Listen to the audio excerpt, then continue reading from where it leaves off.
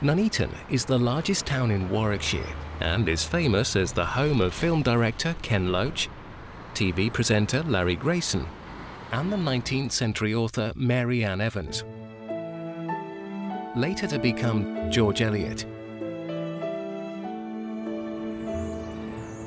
She was born on the Arbury estate. By the time she was 3 or 4 months old, her father and family moved to this building and she lived here until she was 21.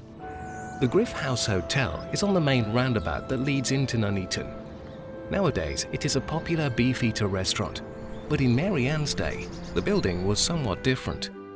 At the back, there is a half-timbered farmhouse, possibly 16th century, and at some stage, I would think in the early 18th century, this huge extension where we are now, and which provides the standard view of Griffon House that appeared in books and on postcards, always as the early home of George Eliot.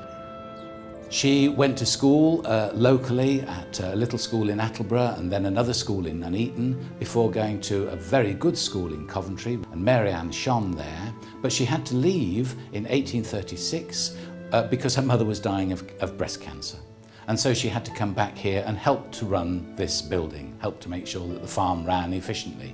But her father was very conscious of her intelligence and he insisted on paying for private tutors still to come out from Coventry so that she could continue her education. George Eliot went on to write some of the greatest novels in the English language and is regarded as a literacy genius. Her legacy, I suppose, is that she is generally regarded as perhaps the greatest of the English 19th century novelists. And there are many people who would say that Middlemarch, which is based, I suppose, in Coventry rather than this part of North Warwickshire, but there are many who would say that Middlemarch is the greatest novel in the English language. To me, it always seems extraordinary that in Warwickshire we can have Shakespeare at the southern part of the county. And in the northern part of the county, my supposition is that George Eliot is to the novel what Shakespeare is to drama. I think she's that important, but she's not as appreciated perhaps as Shakespeare. Nuneaton is referred to as Milby in her 1858 novel Scenes of Clerical Life, and she used many of the places in which she'd grown up as inspiration.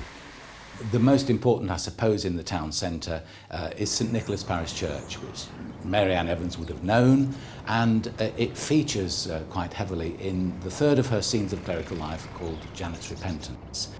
In the town centre itself, in Bridge Street, there is the George Eliot Hotel.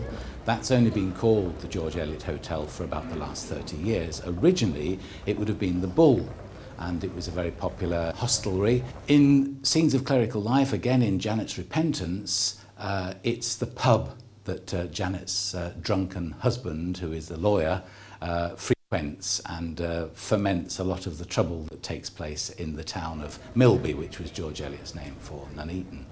Round the corner from the pub is the George Eliot statue, which I think is a wonderful, delightful piece of work by John Letts, and that's only been there since 1986, so it's a comparatively recent addition to the town centre, and Chilverscoaton Parish Church features as Shepperton in Amos Barton, the first of her Scenes of Clerical Life.